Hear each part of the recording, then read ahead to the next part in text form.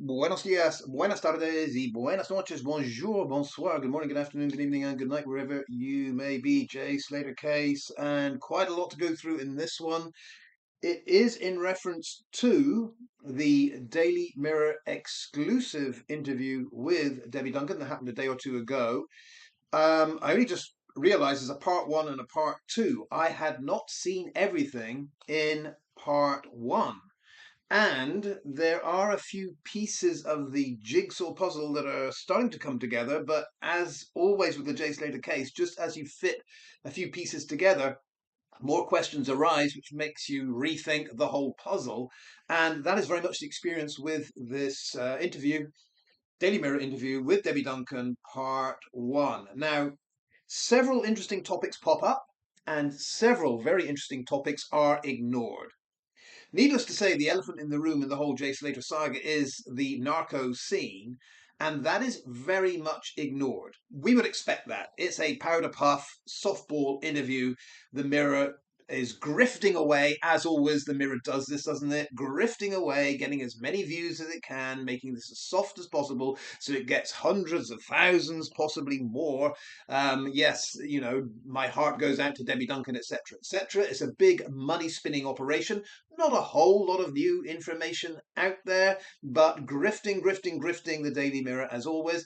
And I would imagine, because it's an exclusive interview, Debbie Duncan too, grifting away, as I think, my belief, she always has done with this case. Another nice pay packet on its way. Some of us, Debbie, let me remind you, are not monetized. We have made not a single penny out of this story. You, on the other hand, it looks like you and the Mirror are just grifting away 2 years on like there's no tomorrow. That is the way I see it. If anyone has any evidence to the contrary, then just let me know. So the one important aspect was this new-found embracing from Debbie Duncan of Lucy, because Debbie tried to explain that she started off being rather antagonistic to Lucy and angry somewhat, that Lucy, I guess, had not done anything or had not done more to save Jay's life. Now seems that Debbie is fully embracing of everything that Lucy did. All of a sudden we've gone, it's now Debbie Duncan 180. Debbie 180's gone from, Lucy could have gone to save my son to Lucy's done everything right. No middle ground with Debbie Duncan here. Lucy is now the girl. She is the one. Now, what bits and pieces of information did we get? We heard the interviewer used a very interesting word. The interesting word was unfortunately. The interviewer said Lucy, who unfortunately had Jay's last phone call. Oh, unfortunately. What was unfortunate about that last phone call? I mean, how was that last phone call to Lucy unfortunate for Jay? The implication is, if it's unfortunate for Jay, that had Jay called anyone else, he might be alive today. And I believe that's true. Had Jay called any other person other than Lucy, he may well be alive today. So, did the interviewer mean unfortunately for Jay, or was it unfortunate for Lucy? Lucy, who, unfortunately, had Jay's last phone call. I don't see how it was unfortunate for Lucy. If Lucy did everything right, then there was nothing unfortunate about getting that phone call. Lucy got the phone call. I don't see where fortune enters into it. I mean, if this were all an accident, fortune doesn't enter into that last phone call. Fortune would only enter in that last phone call if there was something afoot that wasn't accidental. Then we can use the word unfortunately, but I think the interviewer stumbled upon something there that shouldn't have been said. I digress. Debbie Duncan revealed that Lucy and Jay were very close. Now, I've hinted at this in the past that could well be the relationship between Lucy and Jay is a little more than just old school friend. That there could be some emotion there, some romantic feeling. Were they an item? I believe that it's more likely Jay was spending his nighttime, well, his nighttime he's out on the strip, his morning time, his sleep time, in the company of Lucy than it is in the same room as Brad. That's what I would think. I mean, we've got Sugar Ape out saying, Jay was probably off having a sausage party with Ayub and Rocky. I don't think so. Sugar Ape, I think it's more likely that Lucy and Jay were together, were together, spending their sleeping time together. That's I think is more likely. And Debbie gave us a bit more detail here. She said Lucy and Jay would spend a couple of hours every night on FaceTime, but they were daily in communication with each other. And every night, a couple of hours on FaceTime. Now, if you spend a couple of hours every night on FaceTime with someone, I would say that's more than just a casual hi, how are you chat. I would say there's something more heartfelt being expressed during those 2 hours. But what was being expressed during those last 2 hours? Debbie says that during these 2 hourly FaceTime sessions per night, Lucy and Jay were planning events, where they were going, festivals and things. Now, this does not make a whole lot of sense to me. Planning events. Well, we've seen Lucy's travel history. Lucy's been to Jamaica, to Hungary, to Malta, to Netherlands, to Tunisia, everywhere with her events and her planning and her festivals. Jay hasn't. We were told Jay's first time abroad solo was to Tenerife. So if all this planning events that Debbie's talking about and where they're going and the festivals and things is what had happened in the past, it can't be because Jay never went there and Lucy did. If it's in relation to what's happening in the UK, well, all we know is that Jay has been to Creamfields, where Lucy also went, where we think Brad was, where we think Iwood was, maybe. But that's one festival. And it doesn't take a whole lot of planning to say, see you at Creamfields. 2 hours every night planning events and festivals and things, if it's one time going to Creamfields together, see you there, ain't the explanation. So what I'm saying is it's very unlikely this whole planning events and festivals was anything in the past. Because Lucy was doing her own thing, Jay was doing his own thing. They weren't planning those events together. It could only be in relation, the way I see it, to something in the future, which echoes what some of us have been saying, that maybe the whole point of Jay going to Tenerife was to join in some kind of business partnership with Dodgy Hodgy, with Liar Lucy. And maybe this was his first venture. Maybe they had planned this as Jay's first event, Jay's first festival in the narco business. And the idea was, from this point on, once that pesky community order had been dealt with, Jay would then go to other events, go to other festivals. Maybe Debbie's words, planning events where they were going, festivals and things, was all about the future. And again, that would echo the idea that maybe it was Lucy that wanted Jay to come over. Yeah, the romantic stuff, yeah, but all this planning of what we would do together could well have been why the 2 hours per evening FaceTime thing was happening. Future plans, I would suggest. So very interesting that Debbie took us down that route, and I would suggest again, 2 hours per night, Lucy and Jay talking FaceTime is a lot more than just where are you going to be staying in Tenerife? I think it's a lot more than that, and it speaks to me of a romantic connection, and it speaks to me of planning things for the future. But thank you, Debbie Duncan, for letting us in on that. As she said, they were very close. All right. As far as the last phone call goes, Debbie said, talking about Lucy, I know what she actually did. I didn't know that for months.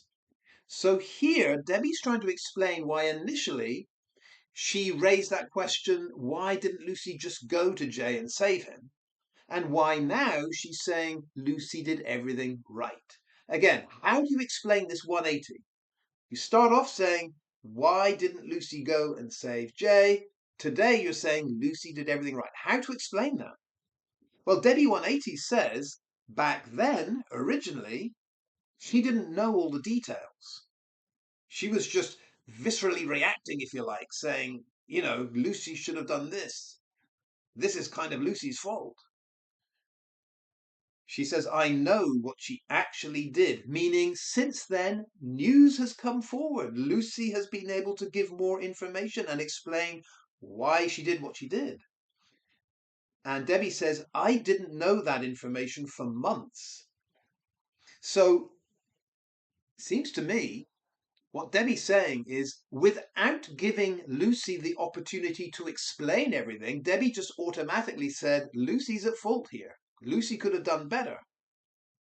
And with the fullness of time, Debbie's saying, I guess, she has allowed Lucy to give her side of the story and to explain exactly what happened. Once again, Debbie says, I know what she actually did. I didn't know that for months. But why would that be the case? Why would Debbie ever say to Lucy, I don't want to hear your explanations? Is it the case, do you think, that Debbie just said, Lucy, I'm not talking to you? That's it. I'm just not talking. You're not going to say anything to me. I'm not going to hear it. And then as Debbie mellowed and opened up the possibility that Lucy could have been right all along, she said, now, why don't you tell me what actually happened? In which case, I would say, Debbie, you made a massive mistake because you've been telling us about all the bad choices that Jay made. But surely, Debbie, you can now see what a bad choice it was to automatically say to Lucy, you're to blame and I don't want to hear your side of the story. 2 years into this, it's now all changed. Lucy did everything right. But Debbie's excuse? Yeah, it's just for months I didn't know what the truth was. Debbie went on, she said, she told me things, she being Lucy. Lucy told me things that I didn't even know. What could that be, do you think? Again, the interviewer's not on the ball here. The interviewer's just grifting away, doesn't want to actually pinpoint any specific information here. But what do you think that is? Lucy told me things that I didn't even know. What could that be? Could it be what Ivor told us a few weeks ago? That Lucy was forbidden from going up there by the lying Guardia Civil? Is that what Debbie was told? And at this point, we have to ask ourselves, why would Debbie believe a word Lucy said? Debbie saying, Lucy told me things that I didn't even know. Why do you believe those things, Debbie? We've got Lucy on record as lying in the GoFundMe statement. We've got Lucy on record lying about 101 things, refusing to talk about certain things. The police report from ECOD that says Lucy spent the last night in the Airbnb. We've got Lucy on record, Debbie, as lying, fabricating, covering up, contradicting. You can't deny that. Just read the GoFundMe statement. So my question for you, Debbie, is why do you now believe what Lucy's telling you? Based on Lucy's past history, you should be doubtful of anything Lucy ever tells you. But seems like the gullibility factor in Debbie's life has just jumped up there. She is now believing everything that Lucy says. Yeah, Lucy told me things that I didn't even know. And then the excuse of Lucy only being 18. Well, she is 18. Well, she was 18 at the time, not 8. 18 is an adult, old enough to vote, old enough to travel to Jamaica and do whatever, old enough to have a profession. Yeah, but not old enough to make the right choice when a friend says, I'm in trouble here. Debbie says at 18, I wouldn't have known what to do. Yes, you would have, Debbie. Stop it. At 18, Debbie, if you'd got a message from your best friend saying, here's my location and I'm in big trouble, at 18, Debbie, you would have known what to do. You would have gone there. Absolutely. You were right the first time, Debbie. Smacks of here what I think we're seeing here is Kaz Alice, Ivor Lovelace, Christopher Pennington, maybe Peter Pennington. It's that whole cabal of shysters that are manipulating Debbie's mind. So that Debbie starts off thinking, yeah, something's not right with this case. And here we are 2 years down the road, and that shyster cabal, let's call them the SBs, the shyster cabal, the Penningtons, Ivor Lovelace, and Kaz Alice, I believe, have manipulated Debbie's brain into now thinking, well, Debbie, when you were 18, I bet you wouldn't have known what to do abroad. Well, to what degree is Lucy abroad? She spends half her time in Tenerife. I think that's where her home basically is. I don't think she's abroad. So this whole she's only 18 and she's abroad and she wouldn't have known what to do. Bullshit. She would have known exactly what to do because I believe she mixes with the types that know exactly how to handle this kind of situation. That is just my opinion.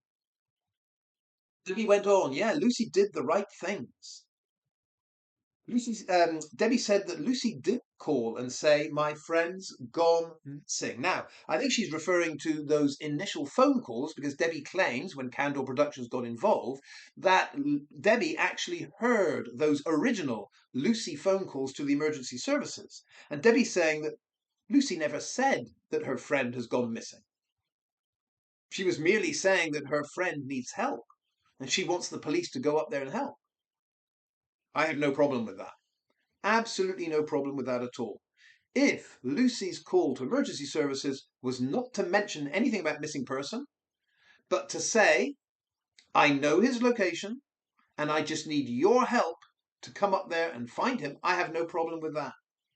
However, Debbie, the problem I have is twofold. Number one, that phone call asking for help in finding Jay should have been made as Lucy is en route to help find Jay herself. In this situation, if you're on the phone to police saying, I'm on my way to look for my friend and to save him, and I would need your help, I would want your help, that sounds a whole lot different from, I'm in my apartment, I know his location, there's a taxi down there that I could use to go find and help my friend, but I don't want to do that. I want you and you alone to do it. That's a different situation, Debbie. We all know that. This is another elephant in the room. Lucy could have done both.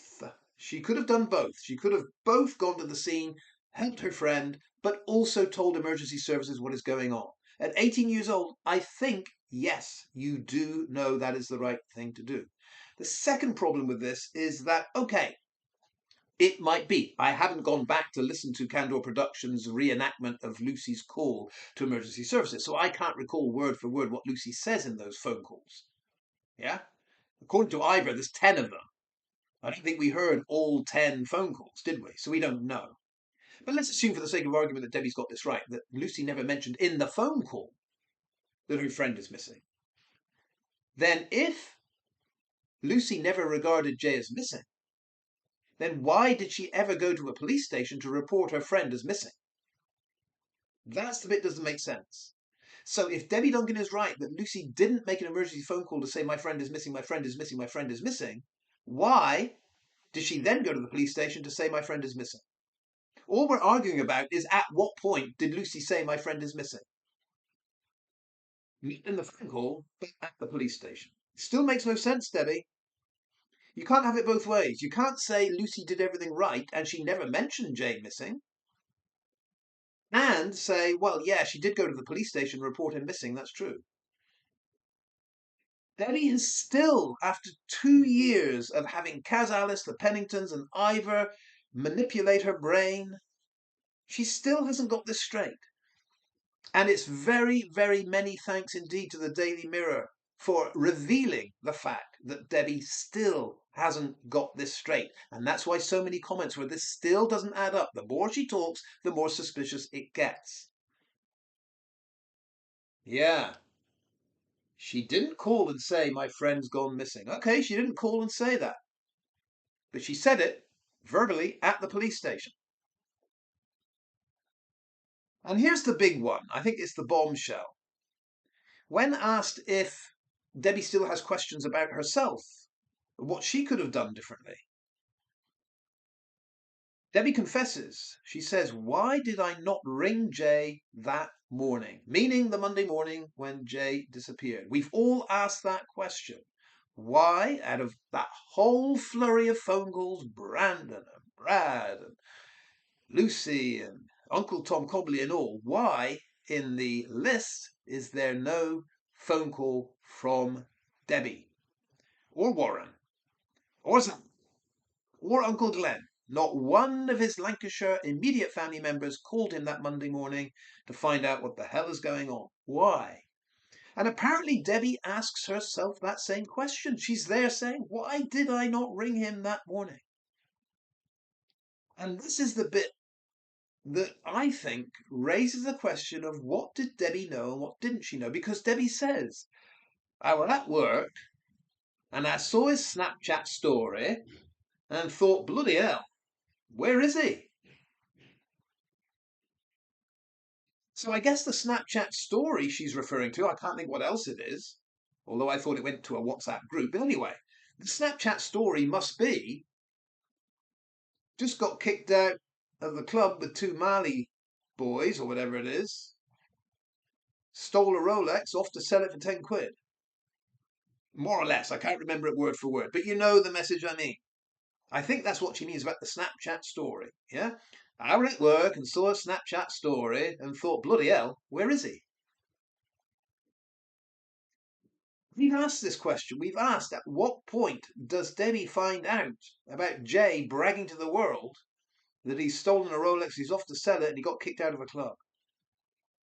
Because I've speculated. I said, surely if she's up at, it's a work day, she has to be at school. I guess school starts at 9. So she's up and moving from 7 onwards, I would think. And at 6, that round about 6 in the morning, that message is out there to a group. So I speculated. I said, surely someone that saw that message would have told Debbie straight away and said, this is serious. You know, you got to, surely you got to sort something out. And that's why I've always been befuddled as to, well, how is it Warren, Zach, and Debbie know nothing about this, but other Lancashire friends know about it? How can that be? So now we know that Debbie, in fact, was at work. So I guess sometime in the morning, sometime in the morning, Debbie's at work. I were at work and I saw his Snapchat story and I thought, bloody hell, where is he? I don't know about you. I don't know about you, but if that were my kid and I saw the Snapchat story about getting kicked out of the club, stealing a Rolex, off to sell it for 10 quid, accompanied by the dodgy photo where Debbie's already said, I can't even tell if he looks conscious. My first thought wouldn't have been, bloody hell, where is he? Where is he? Bloody hell, where is he? My first thought would be, oh my God. If this is to be believed, Jay, with his incomplete community order back in Lancashire, in a foreign country, has been kicked out of a club and stolen something of great value. He is in massive trouble. I wouldn't first think, where is he? Debbie went on, where's Brad? She's thinking, where's Brad? Are you together? Again, okay, I would think that. Where's Brad? Are you together? But my first reaction wouldn't be, where's Brad? Are you together? It's, oh my God, you are in serious trouble, boy. I must call you immediately. Your dad must call you immediately. We must all as a family find out. Are you joking? Or is this serious? If you're joking, time to have a family talk. You don't joke about this kind of thing, post it to the world, in a foreign country especially, and think it's okay. This is where the whole parental role and the upbringing comes in. This is why we question whether Debbie Duncan has been a good parent or not. Because she seems to be very, very lax on making good calls about guiding the offspring. If her first thought is, bloody hell, where is he? Not, bloody hell, I didn't think I had a watch thief as a kid. Then something is amiss here. Something is badly amiss. And I get back to it. Why is Debbie, not Warren, not Zach, the only one involved here? Always Debbie. It doesn't seem like a very cohesive family unit. And it doesn't seem to my mind that Debbie has any clue how to act to help her son in this dire situation. To help her son would be to call him to find out what the hell is going on. But she doesn't. At 9 o'clock in the morning, she does not find out what the hell is going on. She doesn't call her son. She doesn't do that at 10 o'clock. She doesn't do that 11 o'clock. She doesn't do it at 12 midday. She goes all the way through lunchtime and she still hasn't bothered to find out what the hell is going on. It gets to 2 in the afternoon. She's done nothing. At 3 in the afternoon, she's still not called Jay to find out what the hell is going on. Have you really stolen something? No? In fact, she never, ever calls her son to find out what is going on. What happens at 3:30 in the afternoon is that Lucy, apparently, calls Debbie to say, oh, now we get the word missing. Jay's missing. Jay never came back at 3:30 in the afternoon.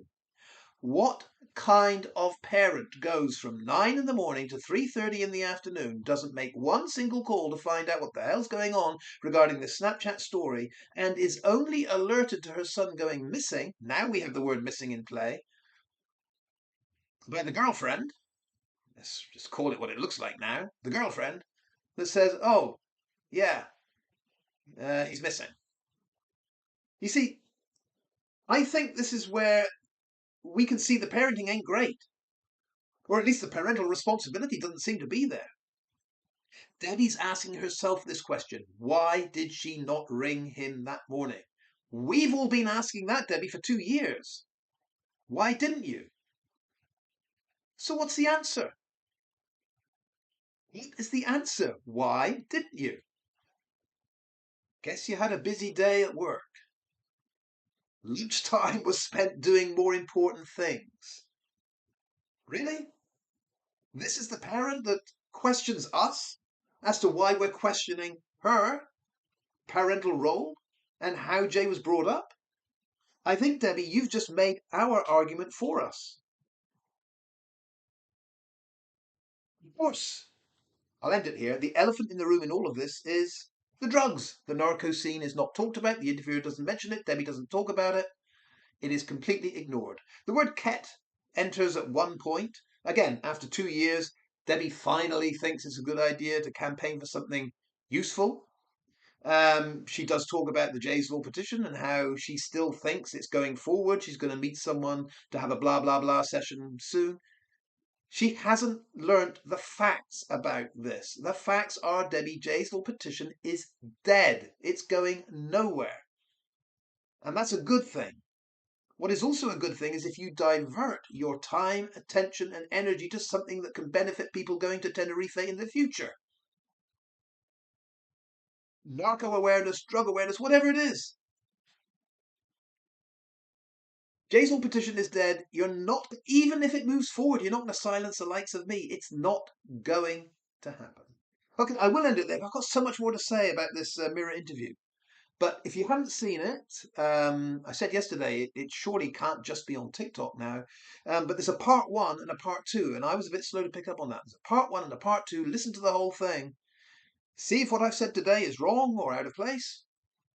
Open to all comments, but it's eyebrow raising. Debbie knew about that Snapchat message.